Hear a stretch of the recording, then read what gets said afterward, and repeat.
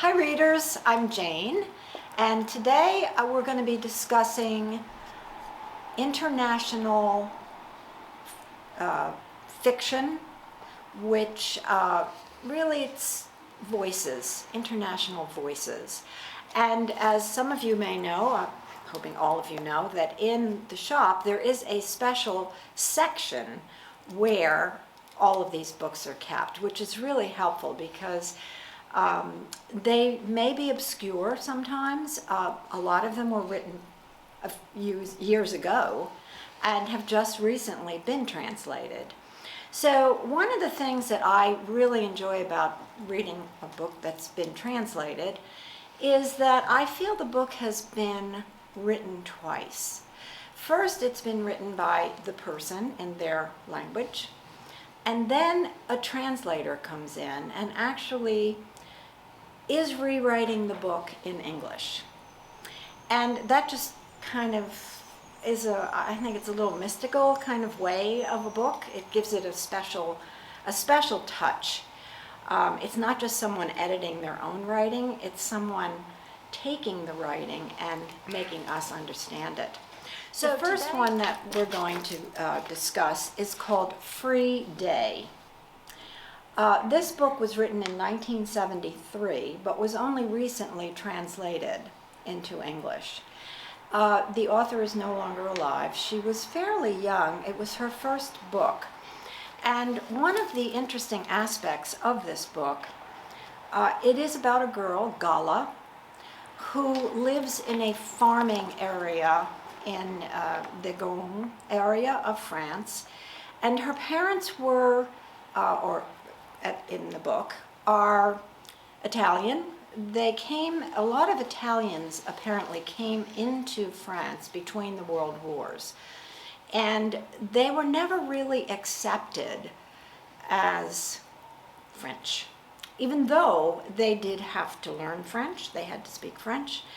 And so the book really, it tells Gala's story of a 14-year-old girl who lives with a family, her family, in this farming community.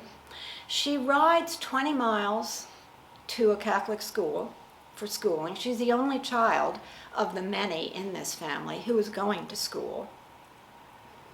And one day, she usually only comes home twice a month, every 2 weeks.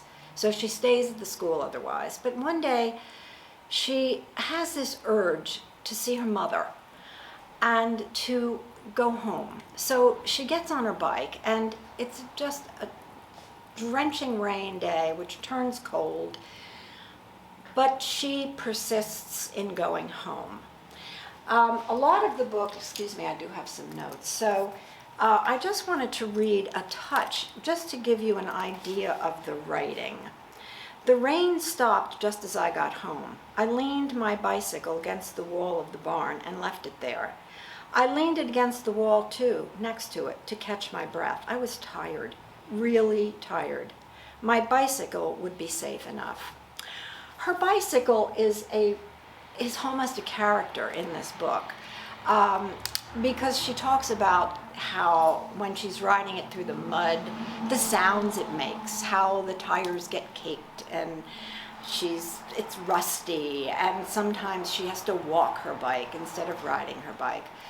All the while, she is reminiscing about her short life as an adolescent would do. And really, I would make a comparison of the story, which is fiction, to The Glass Castle and also to Educated. Both were written telling stories of teenage years and the difficulties that both of the girls who wrote those books as women faced. Gala has the same issues. She's not accepted by her peer group at the school because she dresses shabbily. She's not up to the current events with everything. She's poor.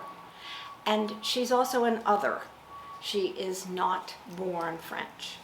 So the book basically goes on with that theme, and I feel like the writing is just compelling.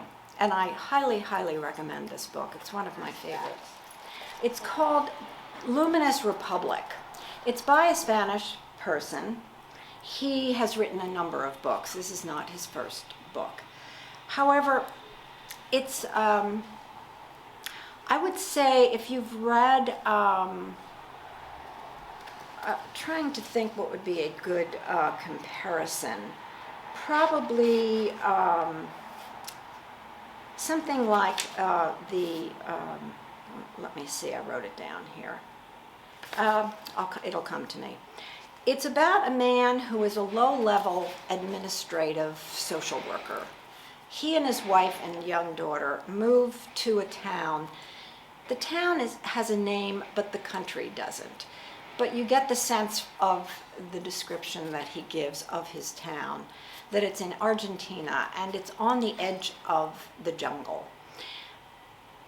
At one day, these children appear. They're young. They're maybe 7, 8 to 13.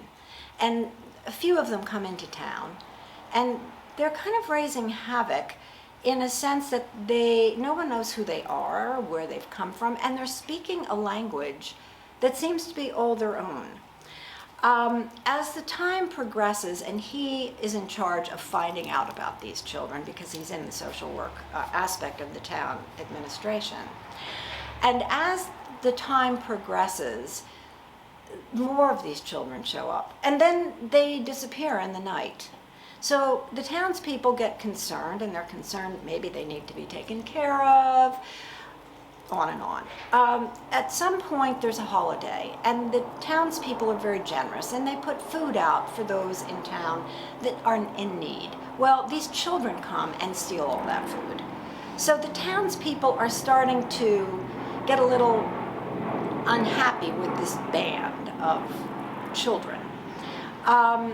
And again, they're not speaking any language that anyone there knows about.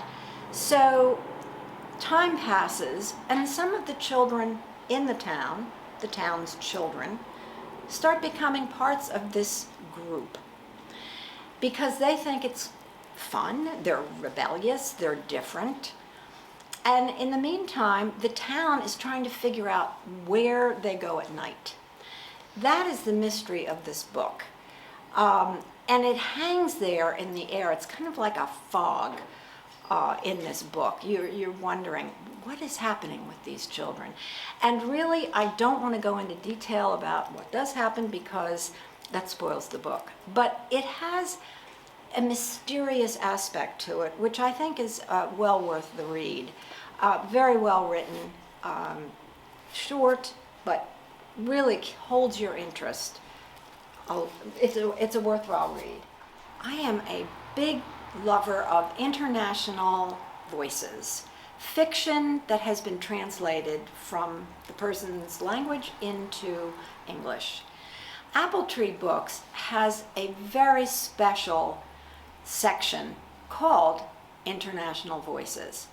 And all of the books that I will be discussing can be picked up there. It's a great section because it allows you to browse in that genre without having to walk around stacks and, oh, I wonder who this author is.